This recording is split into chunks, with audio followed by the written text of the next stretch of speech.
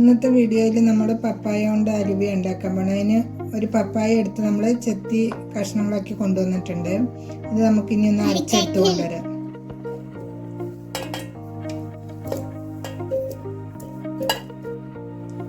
വെള്ളം ഒഴിക്കാതെ അരച്ചെടുത്ത് കൊണ്ടുവരണം. അരച്ചെടുത്ത് കൊണ്ടുവന്നിട്ടുണ്ട്. ഇങ്ങനെ നൈസായിട്ട് അരച്ചെടുക്കണം. ഇതിലേക്ക് ചേർക്കാൻ വേണ്ടിയിട്ട് നമ്മൾ കുറച്ച് കോൺഫ്ലവർ എടുത്തിട്ടുണ്ട്. ഇത് നമുക്ക് വെള്ളത്തിൽ കലക്കി എടുത്ത് വയ്ക്കാം. അപ്പോൾ നമ്മൾ ചട്ടി അടുപ്പത്ത് വെച്ചിട്ട് തീ കത്തിച്ചിട്ടുണ്ട്. ഇതിലേക്ക് കുറച്ച് നെയ്യ് ഒഴിക്കാം.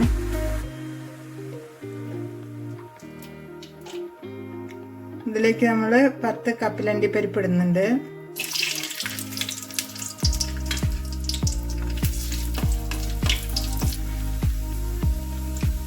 മുന്തിരിപ്പരിപ്പ് ഒരു 10 എണ്ണം ഇടുന്നുണ്ട്. ഇത് വറുത്ത് കോരി വയ്ക്കാം നമുക്ക് ആദ്യം തന്നെ.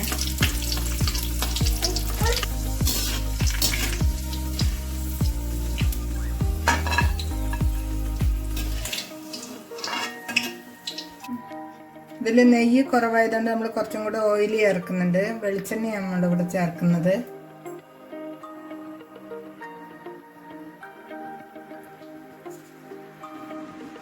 അപ്പോൾ നമ്മൾ കലക്കി വെച്ചിരിക്കുന്ന കോൺഫ്ലവർ ഇതിലേക്ക് ഒഴിക്കുക. ആദ്യക്ക്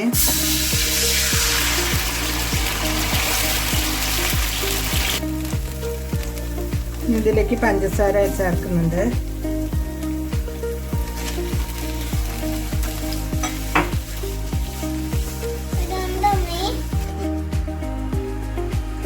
നമ്മൾ അരച്ച് വെച്ചിരിക്കുന്ന പപ്പാളി ഇതിൻ്റെ കൂടെ ചേർക്കും കേട്ടോ.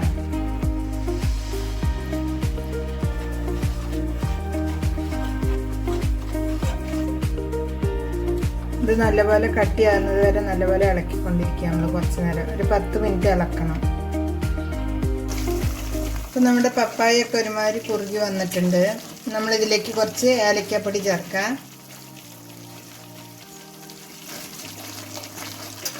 നമ്മളിതിലേക്ക് നമ്മൾ വറുത്ത് വെച്ചിരിക്കുന്ന നട്ട്സ് ഇടുകയാണ്.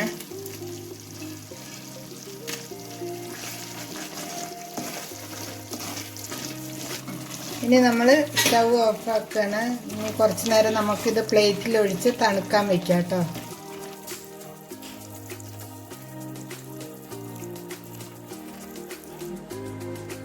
നമുക്കിത് ഇങ്ങനെ പ്ലേറ്റിൽ കുറച്ച് നേരം 10 മിനിറ്റ് തണുക്കാൻ വെക്കാം. തണുത്ത് കഴിഞ്ഞിട്ട് മുറിച്ചെടുക്കാം. അപ്പോൾ നമ്മുടെ പപ്പായ അലുവ റെഡി ആയിട്ടുണ്ട്. നമുക്കിത് മുറിച്ചെടുക്കാം കേട്ടോ.